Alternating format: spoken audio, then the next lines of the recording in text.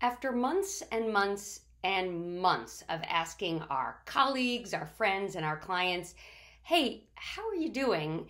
You might be looking for a way to mix up that conversation a little bit, but still check in to see how people are doing. Here are 5 questions that I have been asking my colleagues and clients over the last few months to mix it up a little bit. Question 1, I ask, what's your personal weather forecast for today?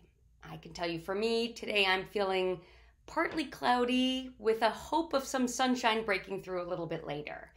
Question 2, what don't you miss about going into the office and what do you miss? I can tell you for me, I really miss having the opportunity to see groups of people together. What I don't miss about going into offices is the commute. You might also ask somebody, hey, how much headspace or bandwidth do you have right now? I can tell you for me, I've got some bandwidth for some creative projects, but I don't have a lot of bandwidth for more Zoom calls, especially ones that feel optional. A 4th question you could ask is, if this were a baseball game, what inning do you feel like you're in right now?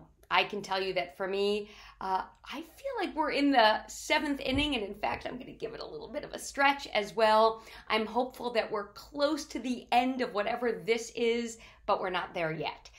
And then a 5th question that I've been asking that you can ask as well is, what is one word that describes your current mood right now?